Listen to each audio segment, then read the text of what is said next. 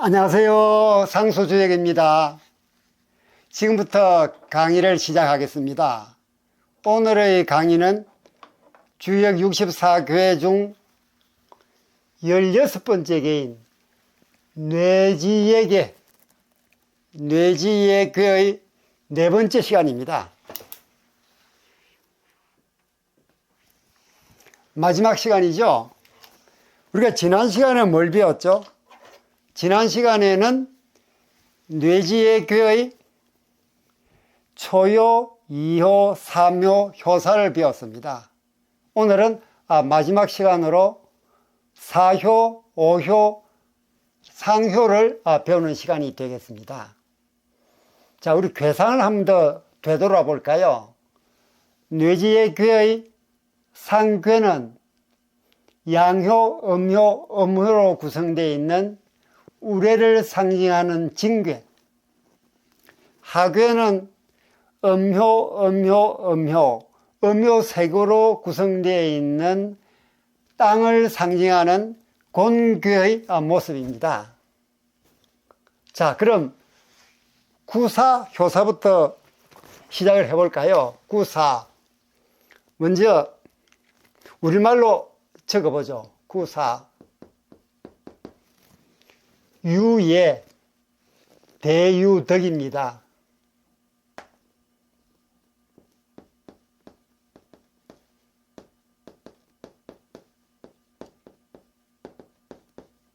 그리고 물이, 붕, 합잠.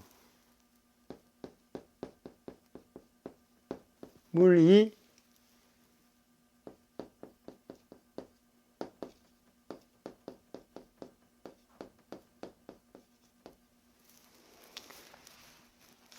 물리, 붕, 합잠. 우리말로 번역을 해볼까요? 유는 말미암다, 비롯되다 하는 뜻입니다. 기쁨이 비롯되니 또는 즐거움이 비롯되니 큰 덕이 있다. 의심할 때 어쩌죠, 그죠? 의심을 사지 않으면 이건 아니 불입니다. 의심을 사지 않으면 동지들이 비녀에 묶인 머리카락처럼 동지를 하나의 통합으로 만든다. 또는 하나로 합쳐진다. 즉, 이 붕은 동지라고 해석하면 되겠습니다. 동지들이 비녀에 묶인 머리카락처럼 하나로 합쳐진다는 뜻입니다. 붕합잠. 붕합잠. 동지들이 비녀할 때 잠자입니다. 비녀에 묶인 머리카락처럼 하나로 합쳐진다. 이 합자는 합쳐진다는 뜻이거든요. 그렇게 해석이 되겠습니다. 자, 그럼 이걸 한번 물리의 대유덕, 물리, 붕합잠이 무엇을 의미하는지 우리가 하나 살펴보자. 제가 말씀드릴 때 유예, 여기 예는 또 유는, 유의 유는 비롯되다 또는 말미암다.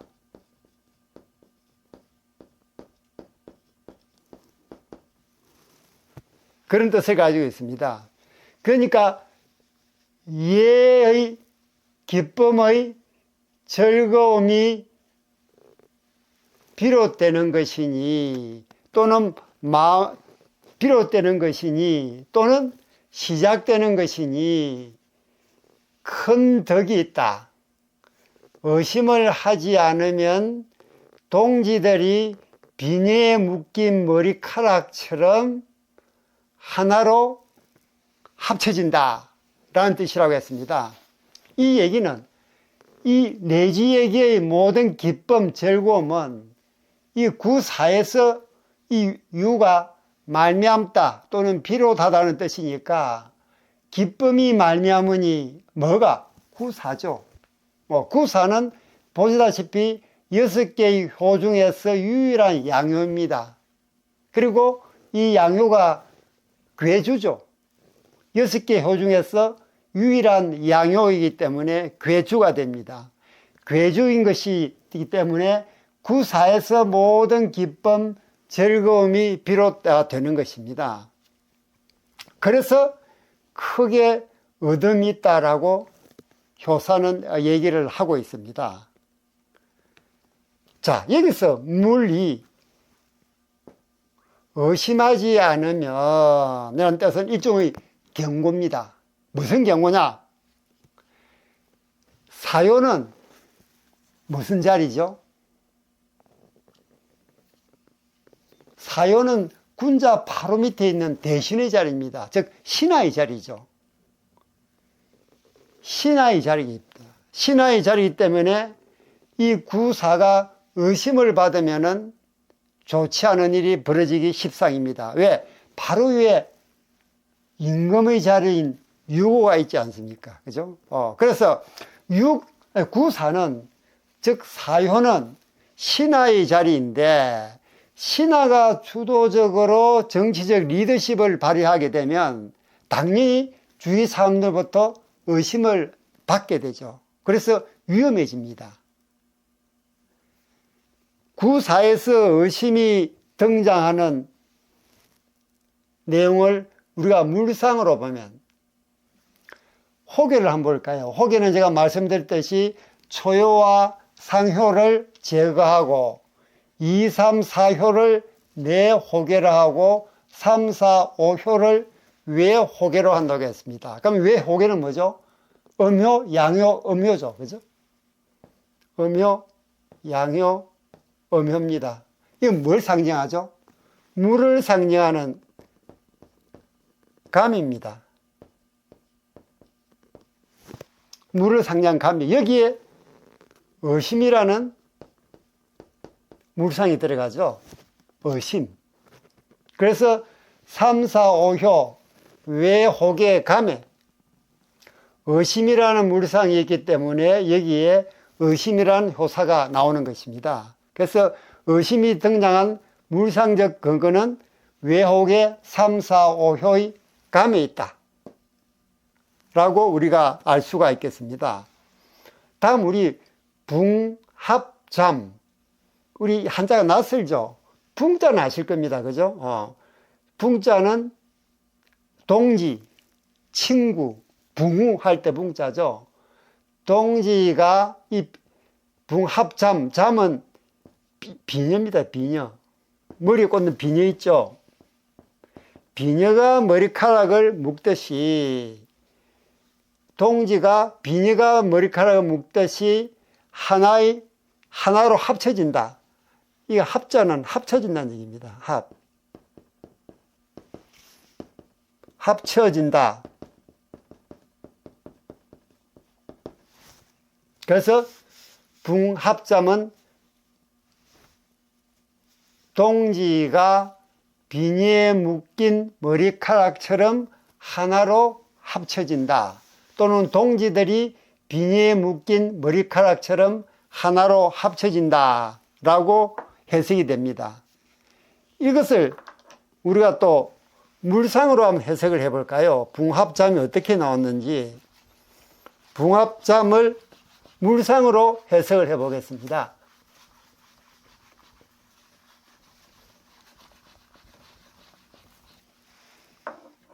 자, 여기서 구사가 효변하면, 이 구사가 효변하면 상괴는 어떻게 변합니까?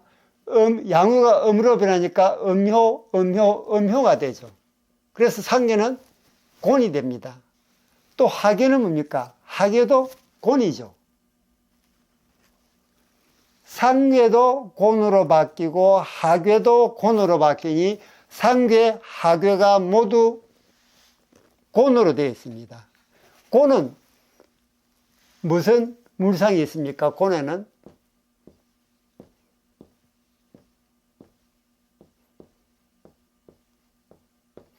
상괴도 곤이고 하괴도 곤입니다. 이건 다 물이라는 물상이 물이라는 물상이 있습니다. 그래서 상계도 곤이고 하계도 곤이니까 물이라는 물상이 나온다. 자, 여기서 물이라는 물상이 나오는데 우리가 후천팔계도를 한번 볼까요? 후천팔계도를 보면은 일감, 이곤, 삼진, 사손, 육권, 칠태, 팔간, 구리 방향을 표시하면은 동쪽, 남쪽, 서쪽, 북쪽입니다. 그런데 물을 표시하는 이 공계는 지금 어디에 위치하고 있습니까? 이 공계 여기 위치하고 있죠. 여기가 남쪽이고 서쪽입니다. 우리는 남서쪽이라 하지만 주역에서는 서남쪽이라 하죠. 서남쪽, 서남 덕붕이라고 있죠. 서남 덕붕 들어보셨죠? 서남 쪽에서 동지를 얻는다. 바로 상괴곤, 하괴곤, 이 곤의 물상은 서남 쪽에 있고, 이 곤에는 물이라는 물상에 또 무슨 물상이 있죠? 붕이라는 물상이죠. 붕. 그 붕은 두 가지 뜻이 있죠. 하나는 동지, 또 하나는 무슨 뜻이 있을까요? 화폐는 화폐.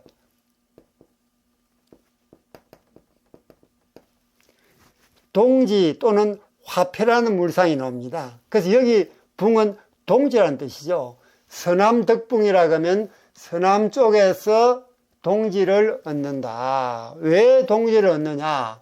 이 곤이 서남 방향에 위치하고 있기 때문에 후천팔계도에서 이 곤이 서남 방향에 위치하고 있으니까 서남 방향에 있는 곤의 물상인 붕을 얻는다는 얘기죠. 그래서 서남덕붕이란 말이 바로 여기에서 나옵니다. 즉 서남 쪽에서 동지를 얻는다.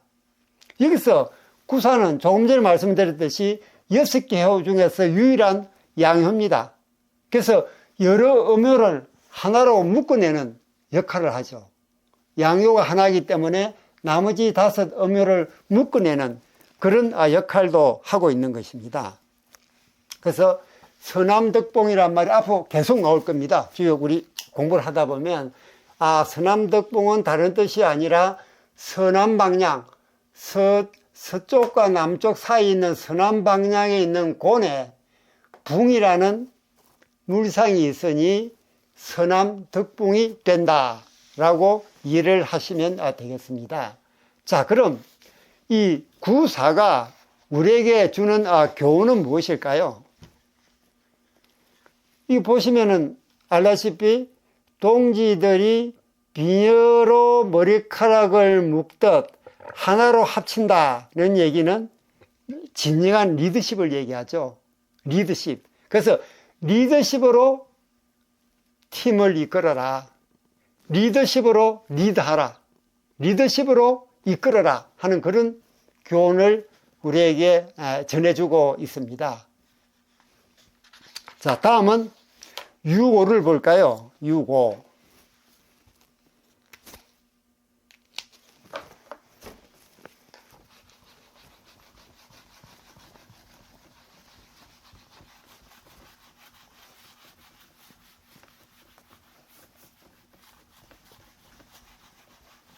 자, 우리말로 한번 읽어보실까요? 유고.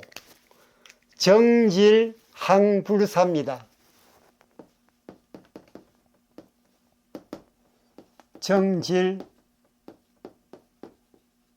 정질항불사.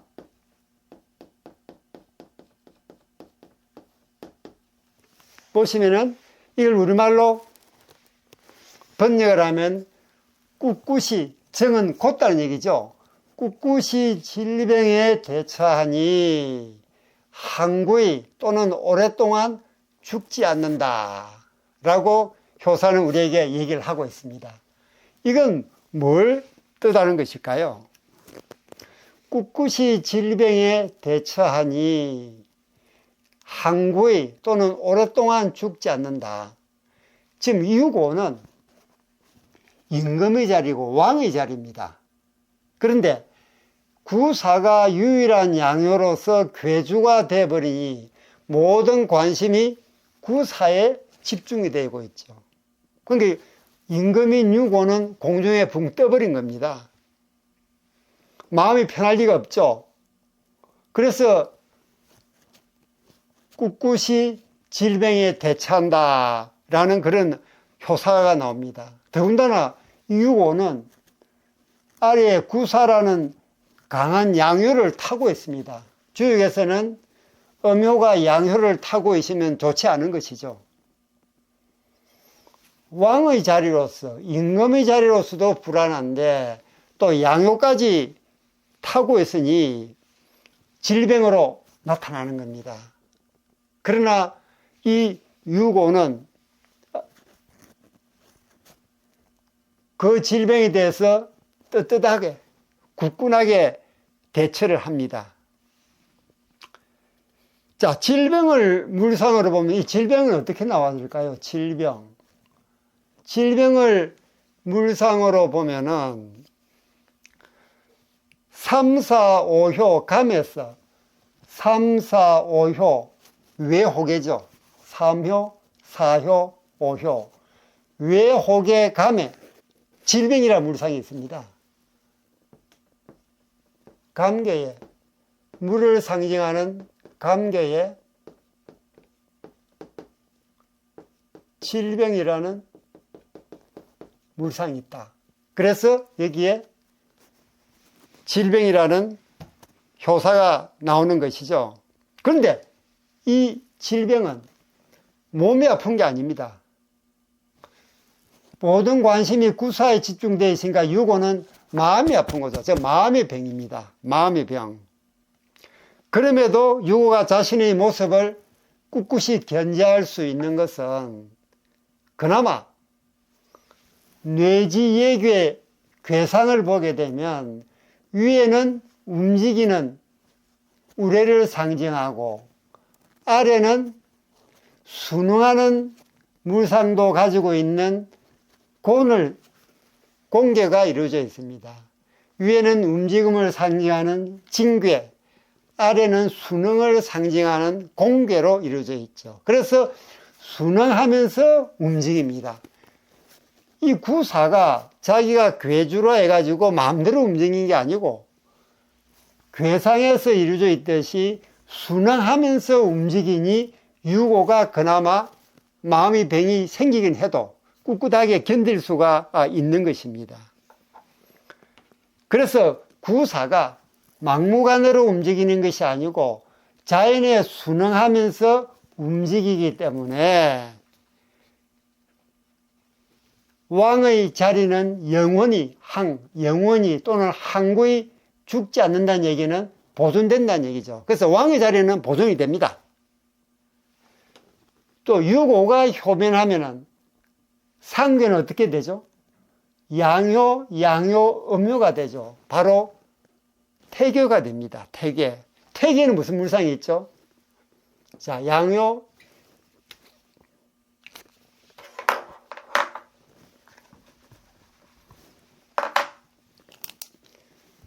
구사가 양효, 6호가 변하면 양효가 되죠. 그 다음 음효, 그럼 연못을 상징하는 태기가 됩니다. 연못을 상징하는 태기가 되죠.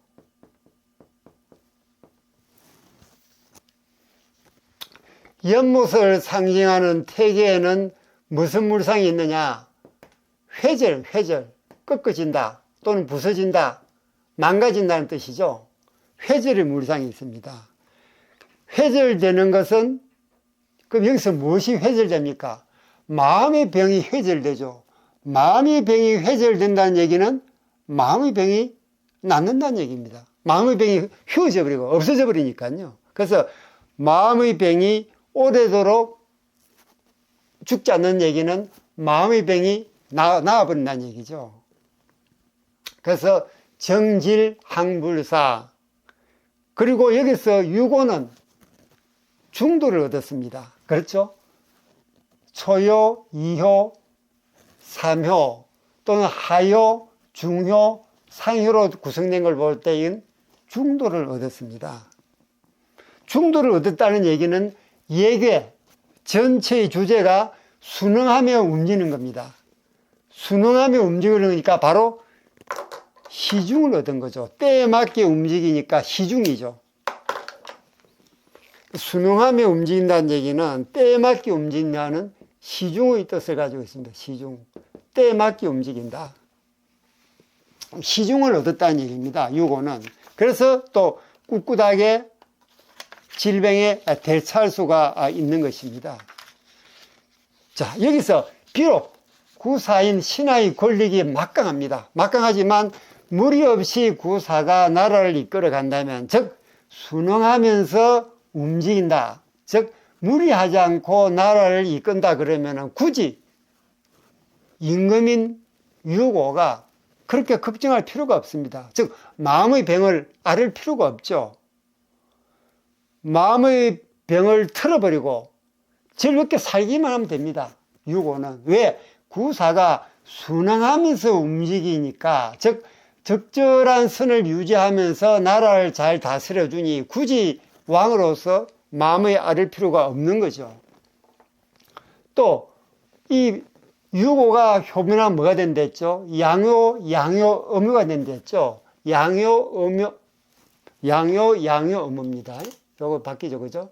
양효, 음효가 되기 때문에 양효, 음효, 연못을 상징한 태기가 된댔죠. 이 회절 물상 외에도 무슨 물상이 있을까요? 회절 물상 외에 기쁨의 물상, 기쁨.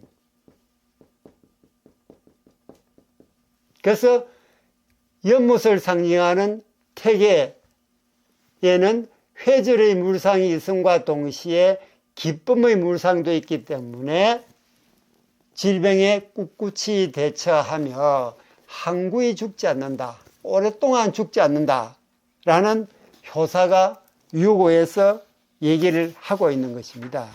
그럼 유고는 우리에게 무슨 교훈을 주고 있을까요?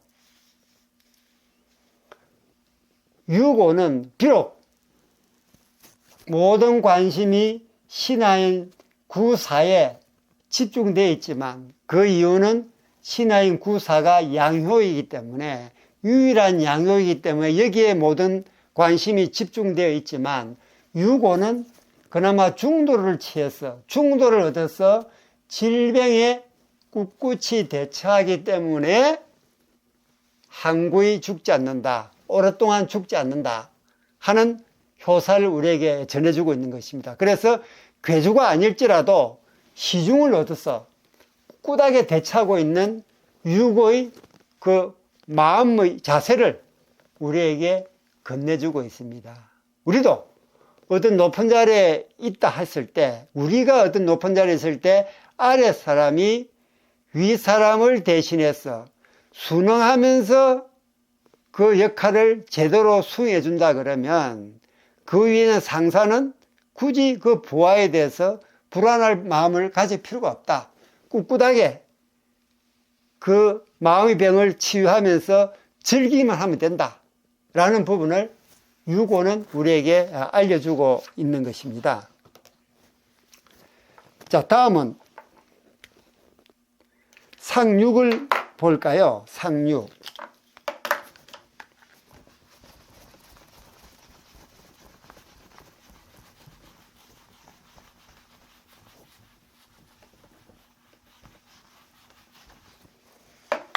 상육을 말로 읽어보죠. 상육. 명예성.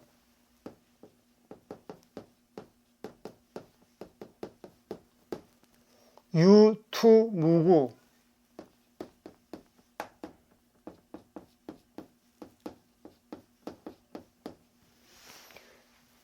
명예성, 유투무구입니다.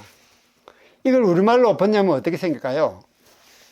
향락에 빠져 아무 생각도 없는 상태가 되었으니, 아무 생각도 없는 상태가 되었으나, 투는 변화다는 얘기죠. 변하다. 그런 뜻입니다. 변화가 생겨 허물이 없다라고 효사는 우리에게 얘기를 해주고 있습니다. 그럼 명예성에 대해서 우리 공부를 해볼까요? 기쁨의 상륙은 뇌지에게가 기쁨 또는 즐거움을 상징하는 괴입니다. 상륙이란 얘기는 그 즐거움이, 그 기쁨이 극한에 도달한 거죠. 극한에 도달한 겁니다. 극한에 도달한 게 마침내 명예의 상태로 접어들입니다. 명예. 이 명자는 어두울 명자죠. 어두울 명자입니다. 어두움의 상태로 들어가 버린 거죠. 명예성, 어두운 상태로 접어들어 버린 겁니다. 아무 생각 없이 쾌락만 쫓는 단계에 이른 겁니다. 왜? 상륙은 극단의 단계, 기쁨이 극단에 이르면 결국 쾌락에 도달하지 않습니까? 그래서 쾌락의 단계에 이른 것입니다. 여기서 투는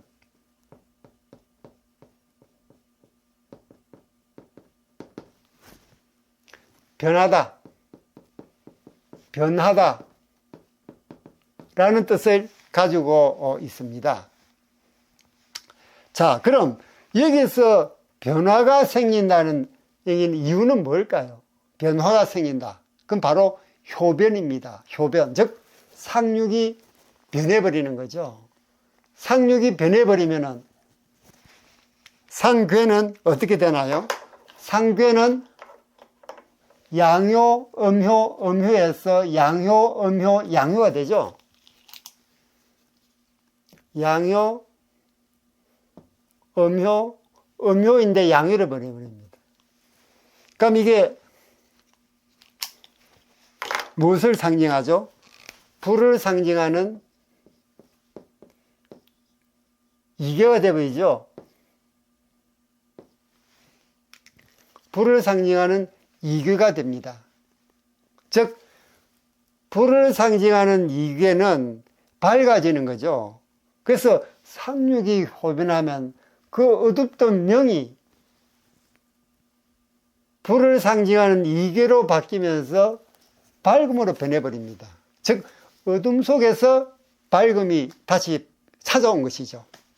하지만 상륙이 유고와 다른 점은 무엇일까요? 다 같은 음호이긴 하지만 유고는 중도를 취했습니다. 즉, 중간효를 취했다는 얘기죠. 하지만 상륙은 중도를 얻지 못했죠. 그래서 비록 상륙이 변화가 생겨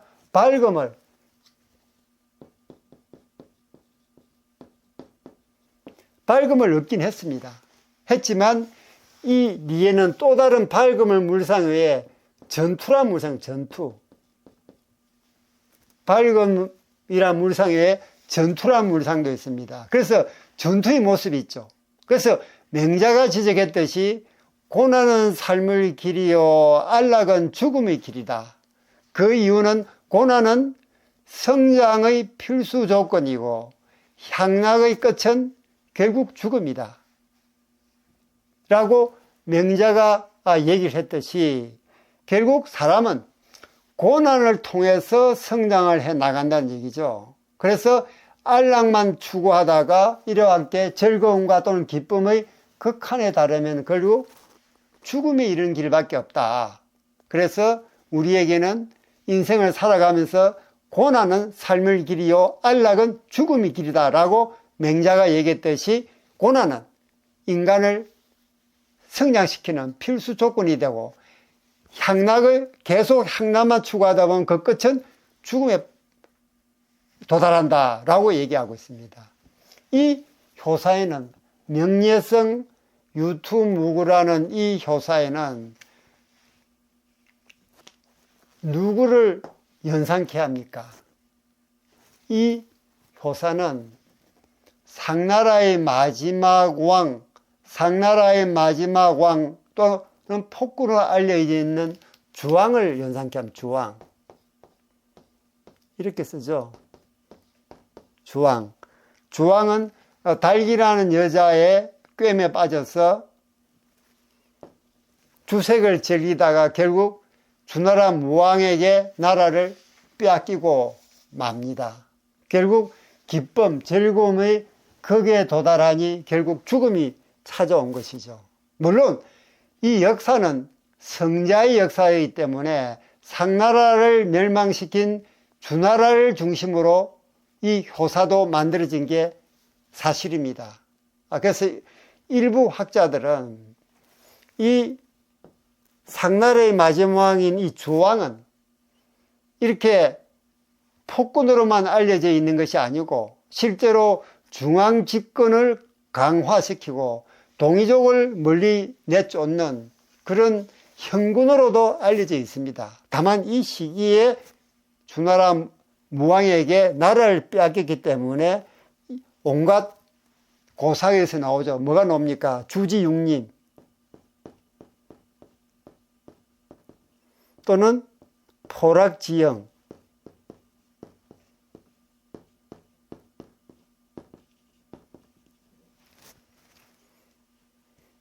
술이 연못을 이루고 고기가 숲을 이룬다 하는 주지육림. 그 다음 구리에 기름을 발라서 숯불 위에 얹어 놓으면은 그 기름이 미끌미끌 녹아내리죠. 거기에 사람을 지나가게 함으로써 그 사람이 죽어가는 과정을 보며 즐겼다는 포락지형, 이런 고사들이 다 여기서 나오는 것이죠. 과연 이 진실 여부는 이 역사가, 그 역사의 한 부분인 이 호사가 결국 성자의 시각으로 쓰여졌다는 부분도 우리가 감안해서 읽을 필요가 있겠습니다. 이 주왕의 상대 여자 누구죠? 유명한 달기죠, 달기.